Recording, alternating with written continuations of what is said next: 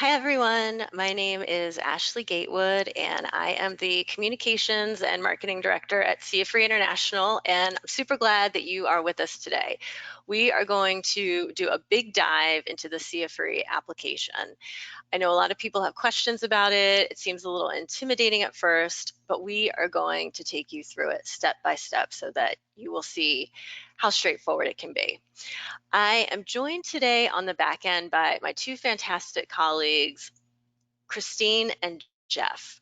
They will be answering your questions in the question pane. If a question comes to mind, drop it in the question pane, and Christine and Jeff will be sure to get you the info that you need. We are also going to stop twice today to take a question break and go over some of the more popular questions that are coming in together. The first thing I'm going to do is start with a couple of FAQs. We are recording today's webinar, and in about 24 hours, you will receive an email to the email address you used at registration that includes a link to the webinar and the slides. So don't worry, you don't have to furiously take notes. You will have everything tomorrow. The cost of the CFRE application is $700 US if you are a member of a participating organization. A participating organization is an industry association that we have a formal partnership with. This includes AFP, AHP, Canadian Association of Gift Planners, Charitable Planners, NATO. All 30 organizations are listed in the About section of our website. So if you want to see if an organization is a participating organization, go to CFRE.org and check out the About section. If you are not a member of a participating organization, the cost is $875 US. All right, so with that, I'm going to jump into about 5 or 6 minutes about credentials themselves, the benefits of the CFRE, and then after that, we're going to jump in to all things application. You are thinking, Ashley, I have a full-time job, I have a family, I have interests. Why would I make time to do this? Well, firstly, credentials are very in demand by employers and the space in general. A credential shows that you have demonstrated you have a specific amount of knowledge, that you are a master of a certain knowledge domain, right? Anybody can walk into a job interview and say, check me out. I'm so smart. I'm such a great fundraiser, right? But what is the proof in the pudding? Well, the credential is the proof in the pudding, right? That is what backs you up. An academic degree is great, but they become outdated very quickly. I have a master's in advertising from 2005, which 18 years have passed. The world has moved on. That degree has not, right? When we have a degree, it can become outdated very quickly. When we have a certification that we have to, or a credential that we have to constantly re-up by recertifying, it shows that our knowledge is always current and not stuck somewhere in the past. Credentials are also in demand because recruiters and employers like them, okay? If you want to be a sought after candidate on your next job search, you want to earn your credential, right? We all know that a very real pay gap exists for women and people of color and other people in society, right? The CFRE is a great way to have a very big point of leverage when you are negotiating at your next job. I don't think a lot of people tend to get a huge salary lift at their current job. I've heard of it happening.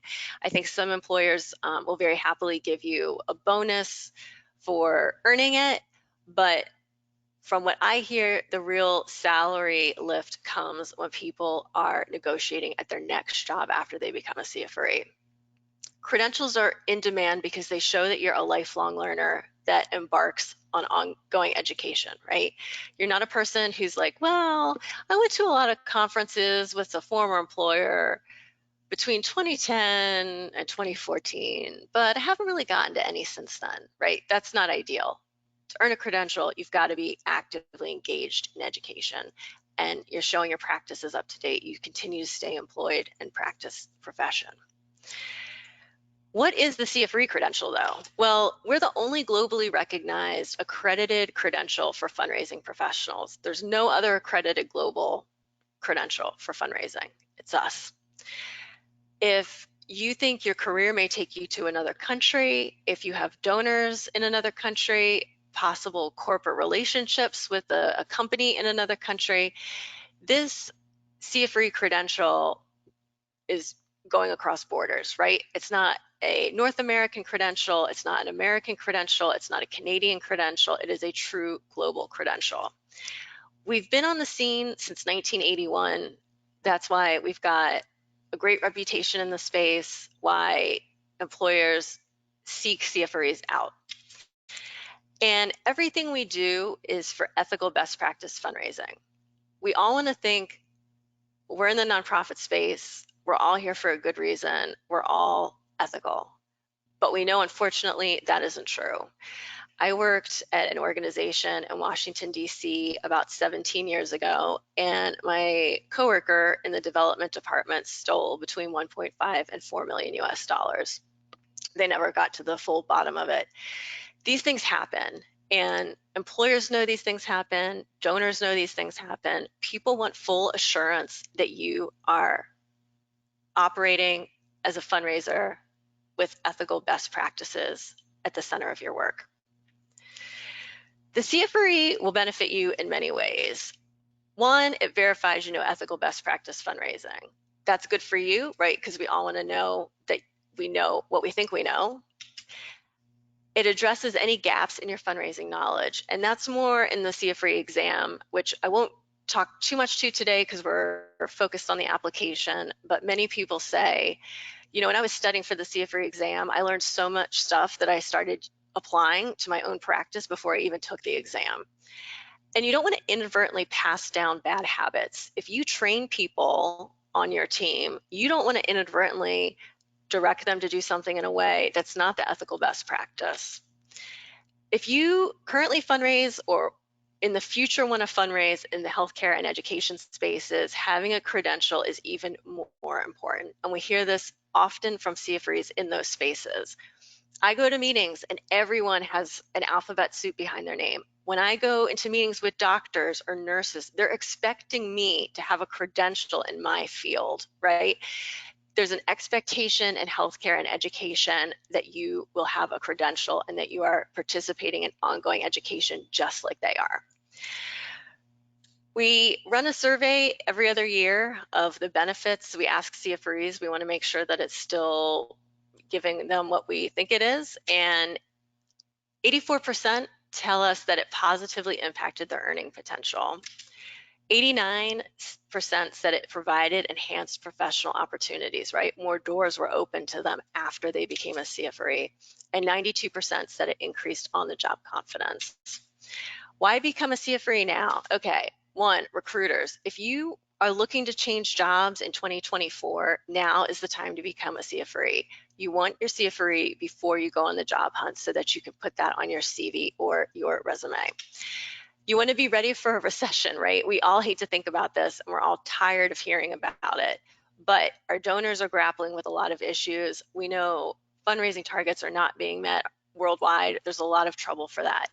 You need the best fundraising knowledge possible to do your job right now, right? This is not the time to not invest in yourself because it's a more challenging environment. Like I say, become a CFRE before you need to be, right? If you're going to apply for jobs starting in January, don't start working towards your CFRE the day after Christmas, right? You want to have the CFRE before you need it. All right. Now, what is the real financial impact? This is AFP's data from last year, all right? CFREs in the US and Canada earn 5 to 16% more than non-certified colleagues. Think about your last paycheck, what the amount was. Now, picture it 10% higher. Now, picture that's not just one paycheck, but every paycheck, right? This is a very, very tangible financial benefit to it. All right, so with all that said, we're going to talk a little bit about the application. We're going to talk a lot about the application, right? Right now, we're looking at everything you've done from January 1, 2018 forward. The application goes back 5 years. So what you've done prior to 2018 will not qualify. The application itself will never expire. If you create it today and you don't log in for 9 months, it's fine. It will still be there for you. And you can log in and out as much as you want. We do not recommend filling this out in one go. If you want to do that, that's up to you, but most people find that quite challenging. Most people find the easiest way is to update this a little bit at a time, and I'll show you why in a minute. First, though, we are going to ask a poll of you, which is, where are you in the application process? So tell us if you've started an app, haven't started, you've totally finished it. All right, and I'll close the poll in 3 seconds. 3, 2, 1. All right, and let's see. So we have about half of people have not yet started their application. All right, and wow, we've got 7 who have it completed. Well done. All right, so if you haven't yet started your application, you can either go to the link in the chat box here. If you go to the GoToWebinar chat box, you can click that link. Or if you want to go to our website at CFRE.org, and then you can click on either of these places where it says My CFRE Account and begin. All right, so it's a points-based application, and there are 3 main sections: education, professional practice, which is just you working, and professional performance, which is you raising money. All right. The first section of education, you need 80 points. And you're thinking, what the heck is a point, Ashley? Well, most people earn their points through fundraising education. And this is so easy. 1 point equals 1 hour that you are in a session. You go on a 1-hour webinar about corporate sponsorships, you get 1 point. You go on a 4-hour masterclass about capital campaign fundamentals, 4 points. Very easy. If you ever present fundraising education, you will earn 2 points per hour. And if you present new material for the first time, we award you 3 points per hour to recognize your time doing research. If you think I would rather fall through the floor than present, that's fine. You don't have to present, but it is a way to get points more quickly. All right, now I have very, very good news for you.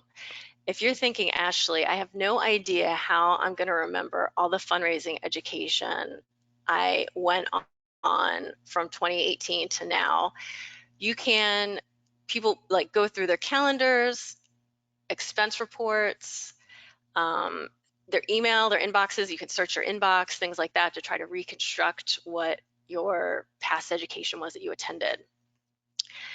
We also have what are called CFRE approved providers. These are organizations that offer fundraising education through our program. They're part of a program we have.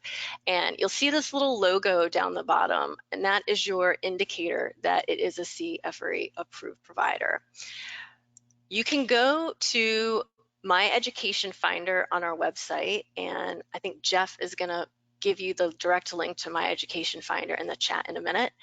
And effectively, everybody in that program is in our system already, okay? So we're looking at a screenshot of the application and the education from approved providers. It's one of the top things.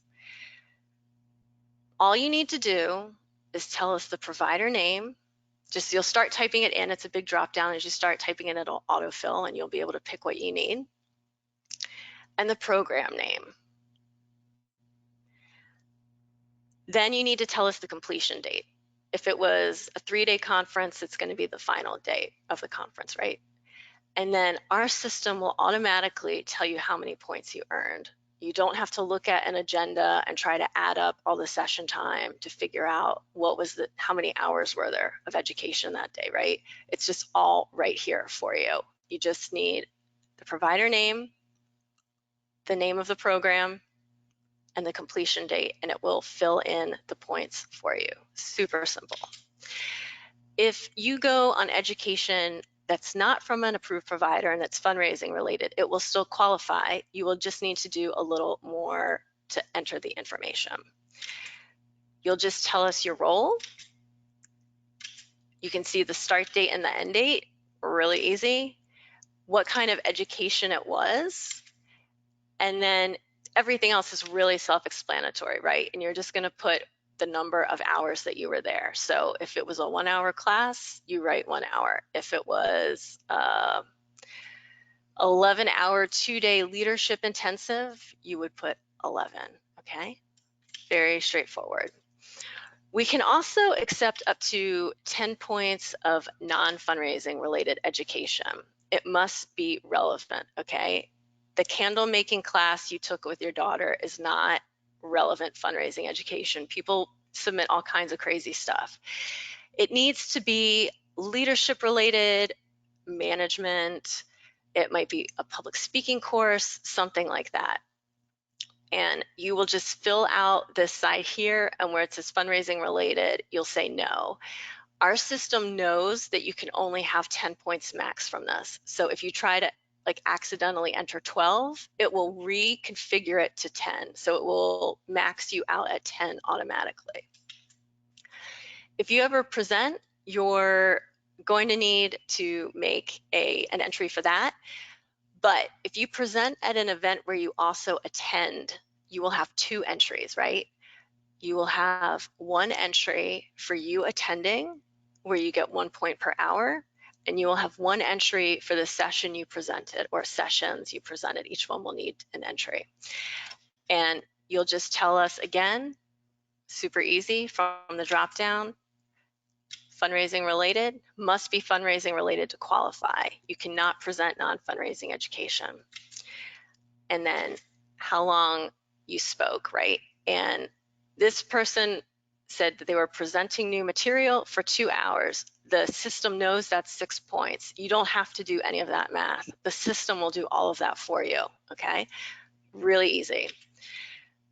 The number one application mistake people make is not properly calculating time in a course or conference. What do I mean by that? Okay, you go on a 1 hour conference, sorry, a 1 day conference from 9 a.m. to 4:30. You go, check me out. I just got 7.5 points. But we have to subtract out all of the time that was not fundraising education. We must subtract out morning coffee, lunch, drinks with the exhibitors, anything like that that is a social time that is not with fundraising content from the total number of hours, okay? So this is where it's really handy to have event agendas if you attend education not from a CFRE approved provider. All right, now the in-person conference entry, it's a great way to get a ton of points, but I'm gonna show you a hack. So if you are doing this for education not from an approved provider, you're gonna have to enter the fields, but where it says name of course, enter name of conference. We do not need to know every session you sat in at a conference. We just need 1 entry for the conference as a whole. Where it says presenter, you will type the word various. We do not need to know every presenter you saw. That would get really crazy, especially with panel sessions, right? So 1 entry for the conference as a whole, not for each session you attended. All right, now, if you're like me and you're cheap as all get out, I'm always trying to find a cheaper way to do stuff. This is my big tip for you to save a lot of money. When you register for conferences now in person, many of them make all the sessions available as recordings later. Or you may go to a completely online conference that has 3 streams and will make all of the sessions available later, right? This is your key to get a bunch of hours off of 1 conference registration. You will create 1 entry for the number of hours you did in person at the conference. And then you will create a second entry for all of the fabulous recordings you watched, okay? So to do the recording entry, you are going to tell us the start and end dates of when you viewed the recording, not when the conference actually happened, but when you watched them. So if you watched a recording every day on your lunch hour for a month, you would put the day you started this and then the day you watched the final recording. And then where it says name of course, you're going to type the name of the conference and then write the word virtual or recordings after it. Okay, so that is how we will know which is which, because if you told us you went to a 25-hour in-person conference, that would be a little wacky because that pretty much never happens, right? So you'll type the total hours that you were watching the recordings there. It is a way to bank up a lot of points off the cost of one conference registration. Look out for conferences with virtual options. All right, now I told you one kind of minor lie, which was that we look at everything from 2018 forward. We actually have one exception to that, and that is any academic degrees you may hold. If you have an academic degree, great. If you don't have one, that's fine. It is not required. You do not have to have an academic degree. But if you hold one, we will give you 10 points no matter the year and no matter the major. If you have a bachelor's in Italian Renaissance art from 1999, 10 points. If you have a master's in computer science from 2008, 10 points for the master's and 10 points for your bachelor's that you got before. We can take up to 40 points for your degrees. So if you have 6 PhDs, I never want to find myself next to you on the Jeopardy stage, but we do have to cut you off at 40 points. All right, to enter your academic degree, whoops, let's actually stay on that slide. To enter your academic degree from this continuing education drop down, it's just academic degree, the kind of degree, the date you got it. So we just need to know the month and the year, and you can just put 1 for the date. If you don't know the exact date, it's totally fine. The institution and whatever your major was. These are all things that you know off the top of your head, right? So again, if you have an academic degree, very easy to bank up some points. We can also award you points for service learning. This is our term for volunteering. If you volunteer, rad. If you don't volunteer, that's okay as well. It's not a requirement. You can earn up to 10 points for your volunteer activities, and we calculate this as 1 point per year per org you volunteer with. Let's say you volunteer at a summer camp for 3 months of the year. You will be able to earn 1 point for that, even though it doesn't run 12 months out of the year. We recognize many volunteer opportunities are seasonal. So if they aren't a full calendar year, that's totally fine. They will still qualify. You will earn yourself 2 points per year that you are on a committee or board in a volunteer position. If you are on a committee for your local AFP chapter, at your children's school, at your place of worship, all of that qualifies. All right, now to enter the service learning, super easy. You select service learning, and then the drop down, you're either going to say if it was your general volunteer service or if it was in the capacity of a committee or board. You put the start date and the end date. So here I did Toys for Tots as if somebody had been wrapping gifts for 3 weeks in December. And that's it. You just save it and it's going to award you 1 point per year per org. Sometimes people wonder, there's a lot of education out there, what counts? Everything on your screen counts. Most things count. The main things that don't tend to count are podcasts and mentoring sessions because they don't have a verifiable agenda normally. All right, so with that said, we are at the end of the education section, And I'm going to check in with Jeff and see if we have had any questions come in. We have had a lot of questions, so I'll do a couple that are kind of summaries. One, we've had several people ask if they could start or submit their application before they have all the points. Unfortunately, the application will not let you submit it until you meet the points requirements in all areas. So you will need to satisfy all of the points requirements before hitting submit. Okay. And another question, people are a little fuzzy on what counts in terms of presenting and in terms of if they're presenting to their board or if they're presenting an internal program with their colleagues, what counts for presentation points and what doesn't? Great question. The presenting cannot be part of your job. If I present to my board on how to write thank you notes, that is me doing my job. If I go outside and let's say to my charitable gift planners local group and I lead a lunch and learn for them, that's going to count. But you training staff does not qualify, unfortunately. And all presenting must be fundraising related. So if you present on strength-based skills, because that's not a fundraising topic, it will not qualify, unfortunately. And we have time for one more question, Jeff. Okay, just maybe a quick review of your academic degrees, how those count for points, and how far back you go and what kind of degree it can be, because a lot of these questions are kind of wrapped up in that. Very good question.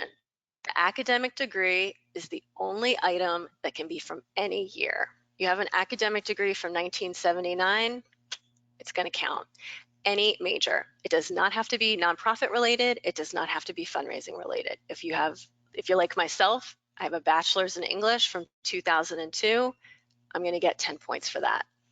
And if you have, let's say you have your PhD, which means you've earned a bachelor's, a master's, and a PhD, we will award you 10 points for each of those. So you would come to this with 30 points. All right. Well, thanks, Jeff, so much for that. We have another question break coming up in a few more slides, so we will take some of your more popular questions then as well. All right. And now we are going to move into our second and final poll today, which is asking, since January 1 of 2018, how many years have you been professionally fundraising? Not volunteer fundraising. You've been in a paid professional fundraising role. How many years out of the last 5? All right, I'll close the poll in 3 seconds. 3, 2, 1. All right, now, this is great. This is awesome. Every person, the 72% of you who said 3 to 5 years, high five yourself because you have just met our next requirement. You have enough time in the field you've already met the requirement. Those of you with under 3 years, you are in the right place because that means you can work towards all the other requirements, and as soon as you hit 36 months, submit your application. The sooner you get the CFRE salary lift, the more it will affect your monetary trajectory across your career, right? Because once our salary is up, it tends to stay up unless we intentionally take a step back. More people are earning their CFRE in their late 20s and early 30s now than ever before because people want that bump early because they want to sustain it. So good news on all fronts there. All right, now 36 points of professional practice. The 72% of you who I said you met this, you can jump into your application if you want and update it while I go through this, but you need to have worked 36 months in the last 5 years in a paid professional fundraising role. You need 36 points and 1 month is 1 point. Super easy. That's where the 36 points comes from. 36 months, 36 points. If you work full time, at least 50% of your duties must be fundraising related. If I wear the PR hat 50% of the time and fundraising 50% of the time, I'm golden, right? I just need 50% to be fundraising related. All right, now, if you are a paid professional member of the development staff, this is how you're going to enter everything on here. Super, super straightforward. You know your start and your end dates when you work places, right? So that's pretty easy for you to know. Now, today is August 8th. If you submit your application and you have an entry for your current role, you will put the date you submitted your application in the end date, right? You're still working there, but we will know, okay, so and so, Linda submitted her application on August 8th, and it says she worked here till August 8th. That's all good, right? The name of the employer, the phone number, your job title, and you're going to agree that you worked at least 50% of the time on fundraising and a full-time role. And if you worked part-time, 100% of your role was fundraising, right? You know this off the top of your head. If you're a consultant, we have tons of consultants that are CFREs. You must have a client for a month to qualify, right? So when we're counting the months you worked, my name is Ashley Gatewood, and I decide I'm going to become a consultant today. But I do not land my first client until November. I have to count my time working as a consultant from November when I was actually consulting, not from the day that I said I'm starting my amazing consultancy. If you're a consultant, pro bono work qualifies, but you must have a contract in place. All right, the consultant entry, you're going to have one entry per client. The most you can get is 1 point per month. So if you have 8 clients in February and 0 points in March, you're only going to get 1 point for February and 0 points for March, right? You must have a client for each month. All right, now the third and final piece of the application, professional performance. You need 55 points, and this is you raising money. This is what you do 40 hours a week, probably, right? The way we calculate this is 1 point equals 25,000 US dollars. And people say, I'm in Canada, I'm in England, I'm in New Zealand. Why is this US dollars?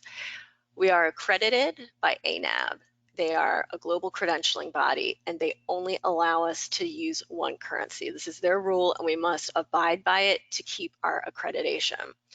If you are fundraising in a country that does not use US currency, we have a currency converter inside the application, and you'll see it on the next slide. So you can absolutely do this. We actually have per capita more CFREs in Canada than any other country. So 1 point is 25,000 US dollars, and the math geniuses have figured out that this is 1.375 million US dollars in the last 5 years. If you ran an event, you're going to use the gross number, right? When you put this in your application, when you're figuring out the number of points, it's going to be gross. We know fundraising is a team sport. Let's say Jeff, Christine, and I work on a DM piece and it brings in $400,000. There's no way to say, well, Christine brought an X amount of that and Jeff brought an X amount and I brought an X amount, right? If I was on a team, I worked with that team on a DM piece that brought in $400,000, I would count that whole 400,000 chunk for me, all right? Now, if I do digital fundraising and I sit next to somebody who does bequests and that person nails a $3 million bequest, I can't go, oh, well, we're on the same development team, right? I have to have worked on that. I cannot take credit for things I did not work on. All right. Now, if you think I am in a small org and there is no way I can meet this, we have you covered. Okay, so we'll talk about that in the next slide. The entry for your funds raised will look like this: the start date and the end date that you worked somewhere, and the funds raised amount there. If you don't know what this is anymore, you can often find information in public annual reports that might still be up on the website. Some people get a signed letter from their supervisor saying that they raised a certain amount of money, right? Because we do audit 1 out of every 10 applications. And so the way that we will know, that's what keeps us accredited. If you need to supply proof of funds raised, we can take your annual report, audited financial statements, or a signed letter from your supervisor. So we don't have people, we want to make sure that this is completely buttoned up, all right? But you're going to just enter that one lump sum. Now, if you're in a smaller org, you can earn points through communications and management projects. Even if you're in a larger org, you can do this, but if you meet the money through funds raised, most people don't do this. We award 5 points per project, and it must have a start and end date. We have a ton of examples on our website, but let's say you overhaul your bequest toolkit and 12 months later, it's bringing in 21% more inquiries, right? That's a project. Me hitting send on the nonprofit's e-newsletter every Thursday, that's not a project. That's me doing my job. A project has a start and an end date and measurable outcomes. That's the best way to think about it. All right, and Jeff, we are now at our second question break. Have we had any questions come in since we last chatted? You have no idea. There's been so many, I don't know if we can keep up.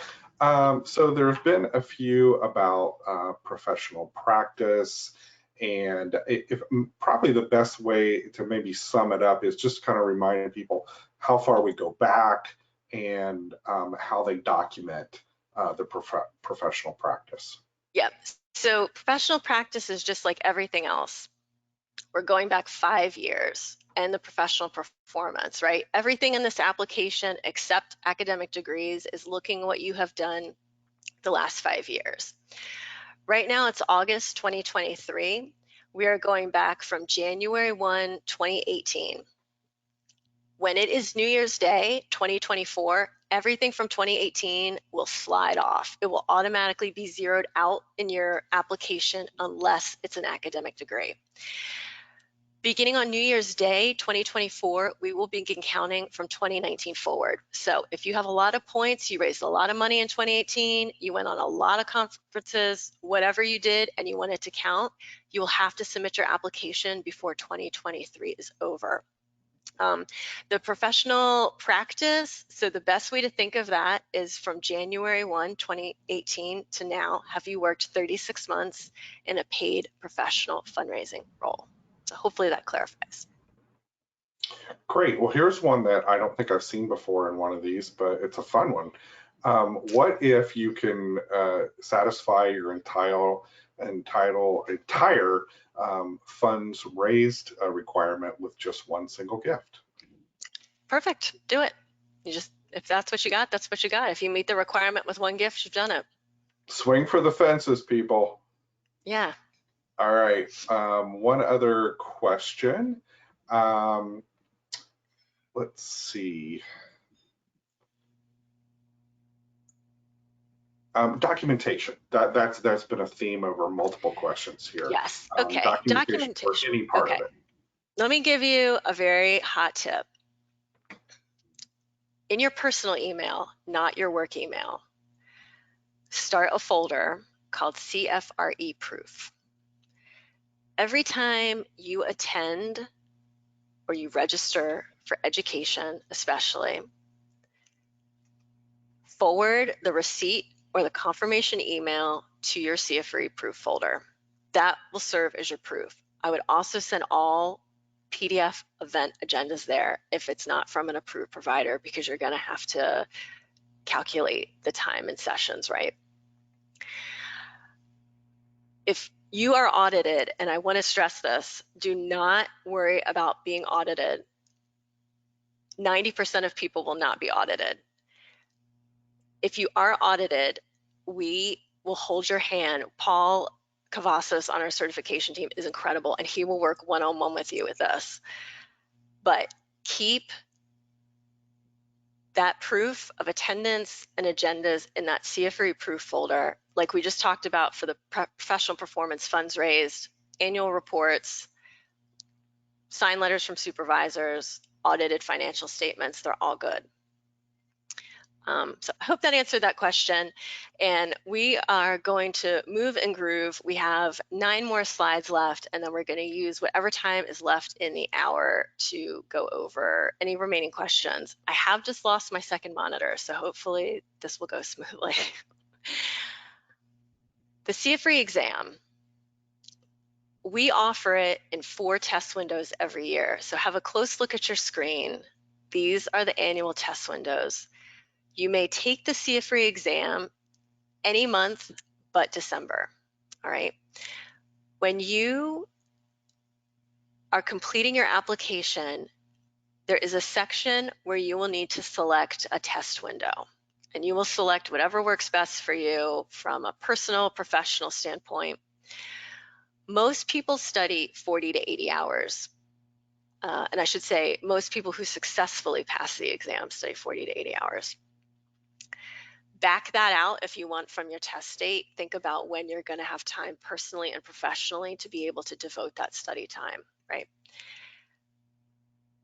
When you submit your application, we will send you an email that says you've been approved, and there will be a link to schedule your exam. That is the point at which you can select an exam date. If you say, Ashley, I don't know, my family is trying to figure out when the heck we're going to do our beach week, and I just don't know. You can sit on that email if you need to. I wouldn't sit too long because sometimes test slots fill up, but we're really workable with your schedule, right? This is totally in your hands. You pick the day you want to take the exam. When we approve your application, you have up to 1 year to take the exam. Today is August 8th. If my application were to be approved today, I would have until August 7th, 2024. Plenty of time. You have plenty of time to study. A lot of people will complete their app and then they'll sit on it because they're so terrified of the CFRE exam. And then they miss out on all the benefits, the money, the recruiters, they miss out on all of it, right? I don't want that to be you, all right? You can email us, succeed@cfre.org. We will answer any application questions, any exam questions. We want you to feel good and confident as you go towards the exam. All right, so this is how the test windows work. You will select one, and if you need to change it, there is a US $35 fee to do so. So pick one that is realistic.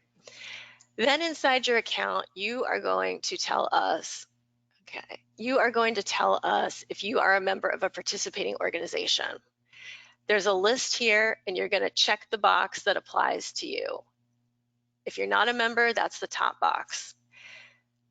You will get a 20% discount, and you will pay $700 US for your application fee.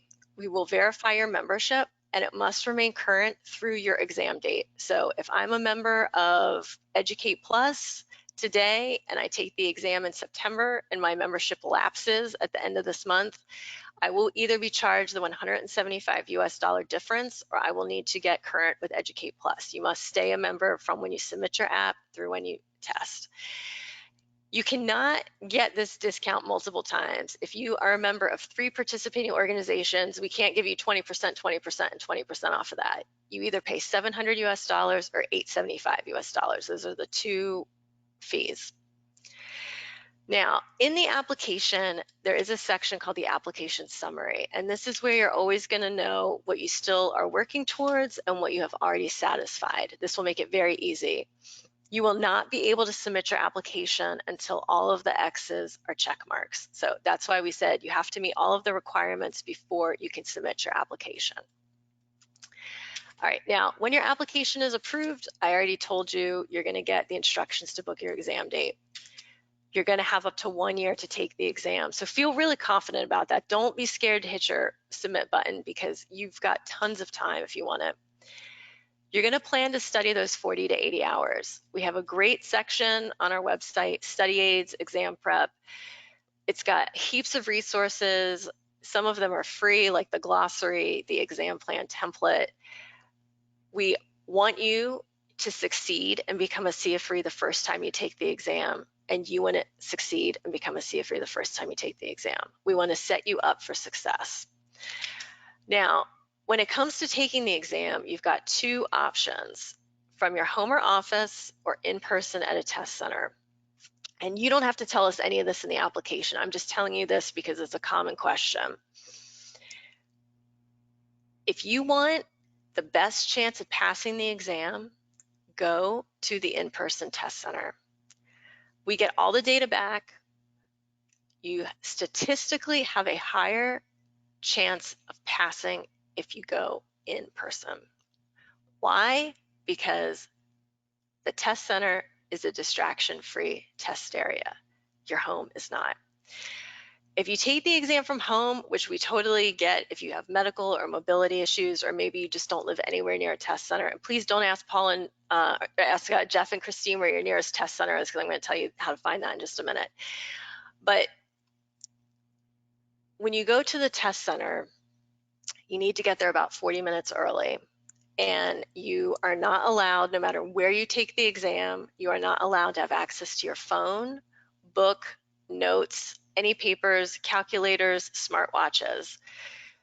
The exam security is very strong, and that is to ensure that every person who takes the exam has an experience that is full of integrity and that nobody has some kind of advantage. You know, we don't want anyone skirting anything. So the exam security is taken very seriously. If you take it from your home or office, if anybody walks into the room while you take the exam, your exam will be immediately invalidated. This happened to a woman. Her husband came into the room to grab a pair of glasses. They don't want people whispering answers to you, dropping papers on the floor with notes. It's very, very taken seriously. Also, we had a guy this year, he had 9 questions left and his home internet went out. Go to the test center. All right, and here's how you're going to find your nearest test center. You will type pearsonview.com/CFRE into your web browser. You will then type in your postal code or zip code, and it will give you a list of your closest test centers on the left and a map of where you can find all of them on the right. Pearson VUE, it's a company you maybe never heard of, but they're all over the place, and they are global. The way the exam is structured is it's 200 multiple choice questions, and each question has 4 answer options. There are no essay questions, there are no open-ended questions. The correct answer is on the screen looking back at you. Okay. You will be given questions 1 to 100, and you can move around in them, move backwards and forwards, flag questions, whatever you want to do. When you're finished with those 100 questions, an optional 10-minute break will begin.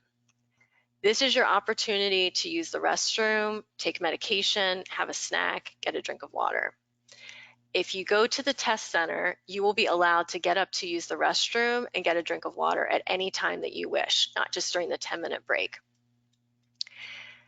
After the 10-minute break, you will be given access to questions 101 to 200.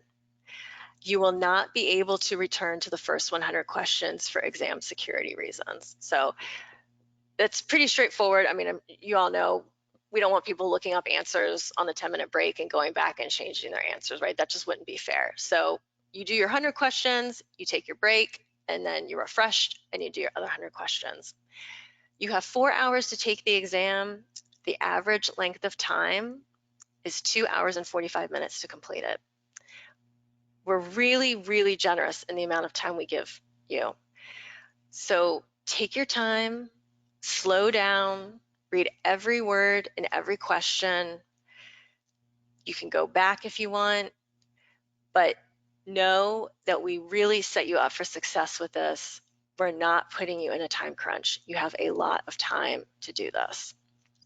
All right, now next steps after this webinar. If you haven't already, start your application at CFRE.org or go to the link I put in the chat. Talk to your boss about if they may be able to support you in this. 54% of CFREs say that their employer contributed to part or all of that 700 or 875 US dollar fee.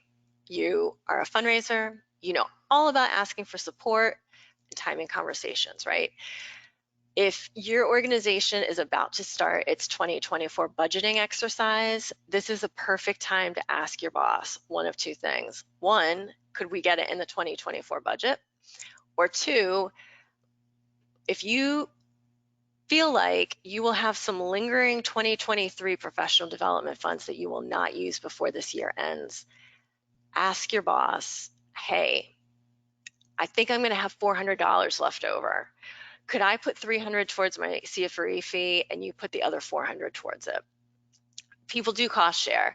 Another strategy I've been told about is people say to their boss, I will pay for this up front, and when I pass the exam and become a CFRE, you will reimburse me. That is a great way if your boss is a little risk adverse, but with all things in life, get that in writing, right? But do not think it's strange to ask your boss for support on this, because it only benefits your organization to have a CFRE on the team. It only benefits you on grant applications, in funder discussions, when looking for corporate support, to have a credentialed fundraising professional on the team. All right, so you have earned yourself one education point today in the non-fundraising education section of the application. Don't forget to log this point. Again, you can go to the URL that is in the chat and you will just type that in. My name is Ashley Gatewood when it asks you for the presenter name. So no matter who you are, where you are, you've already earned yourself 1 point. And we have about 9 minutes left. So Jeff, how about we go through the questions that have come in until the hour or the questions end? Okay.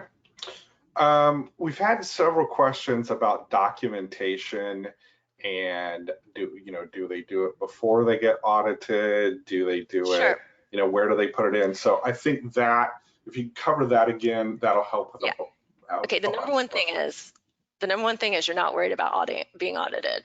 That's first rule. Don't worry about this. Don't get upset about it. Don't think, oh gosh, I don't have this stuff. Don't worry about it. We will work with you. If you already have the information, you can go ahead and upload it. And so let me stop sharing my screen, and then I'm gonna kind of go back through my deck a bit here. It's gonna take me a minute, and I'll go back to one of the screenshots that shows where you can upload stuff. Let's see, here we go. Let's share this again.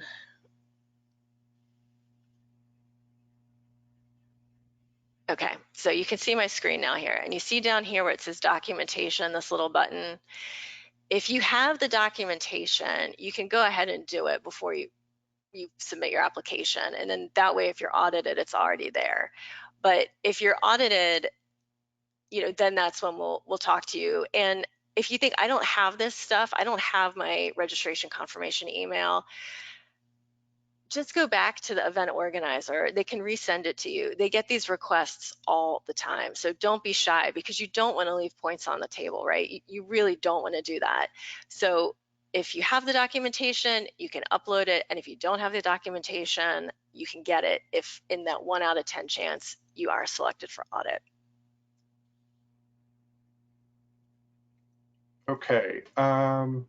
We've had several questions from consultants about how they document and how their fundraising counts towards the overall goal. So maybe talk a little bit of what that looks like for a consultant.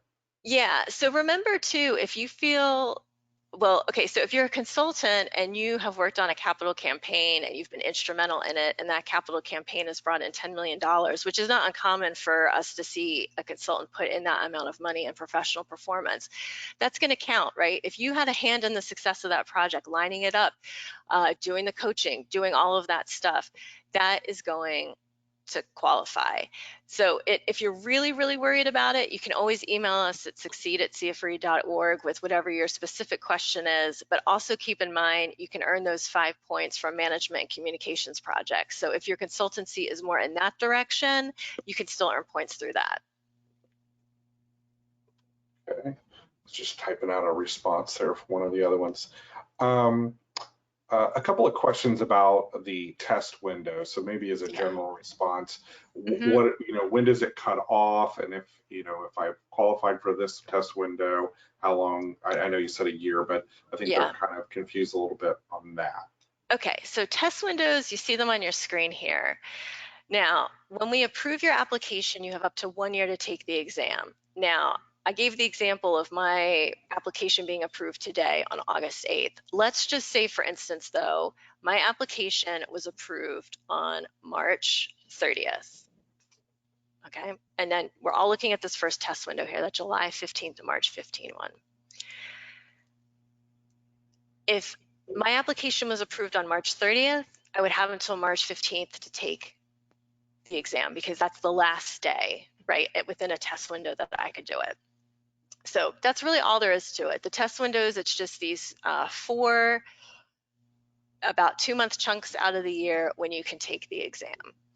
And pick the one that works best for you. There's not, people say, oh, is there one where people are more likely to pass? No, they're all pretty much the same. So just select whichever one you're going to be calmest for and know that you have up to a year. So you've got tons of flexibility.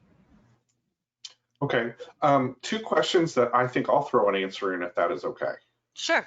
Okay, so we've had several people ask about if this particular thing counts or this particular organization counts in relation to education. And as Ashley mentioned before, and I put in the chat, if you go to My Education Finder, you will find all of our approved providers and the education that they offer. And that is a great way to find something if you're not sure, to see if it's already been pre-approved, and then you don't have to worry about it.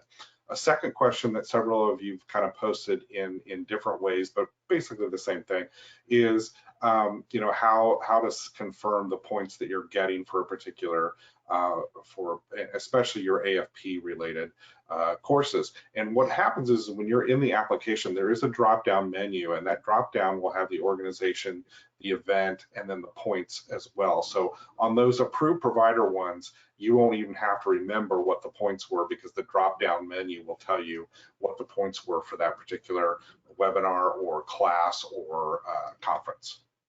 And I'll just jump in. Let's say you went to Rocky Mountain Philanthropy Institute last year, right? The one-day conference in Denver. And you want to figure out what your points are. Just look at the start and end time of the day and then subtract out the breaks. That's all there is to it, right? You're going to get points for all of the fundraising education time. You're just not going to get points for the breaks, the awards luncheon, that kind of thing. And here is one, you may have covered this, but if I don't pass the exam, how long do I have to take to retake the exam? Okay, so that's a great question. If you are not successful on the exam, there's a mandatory 30-day wait period before you can take it again. This is a good reason not to take your exam on the absolute last day that you're eligible to, because if you aren't successful and you have to wait 30 days, you have to call our office and it's a bit of a process. If you submit your application and you take the exam 6 months later, that gives you a lot of buffer time behind it if you're worried about that. But you will have to pay a $375 US retake fee. But if you study those 80 hours and you really prepare properly, you're going to be in very good shape. I know this is not the exam webinar, but I'm going to tell you the #1 tip for the CFRE exam. When you are taking the exam and you are looking at the questions, you are looking to identify the ethical best practice. You are not answering the exam questions for how your organization does something, right? You are looking for the ethical best practice. This is a really big mistake that people just start filling out the exam for how they learn to do something. And it's not to say that anybody is intentionally unethical, but if your organization is not following ethical best practices, that strategy will not be successful for you. So your study time is really focused on learning the ethical, globally accepted best practices, and that is the mindset that you come to the exam with. All right, and I see we've got 1 minute left, Jeff, so let's take one more question and then we'll roll. Sure. Somebody was asking about, what is, where does the content come from? The test content outline is where to start. That's where every question is going to, every reference reading that we're talking about, everything comes from the test content outline. So everything that you need to know starts there. Go to our website, go to the study aid section, and you'll see it in the drop down. We are very, very transparent about what the exam covers. We basically have an entire blueprint of every topic you need to be familiar with that's covered on the exam. So nothing will come out of left field on the day, but we do a good job of setting you up for success. So look at the test content outline in the study aid section of the website. Well, And I thank just you. dropped a link in the chat for you. Perfect, perfect. Well, thank you, everyone. We appreciate you spending this hour with us. We hope it was really useful. Be on the lookout in about 24 hours for a link to the slides and a recording. And we wish you all the best for your CFRE experience. Have a great rest of your day.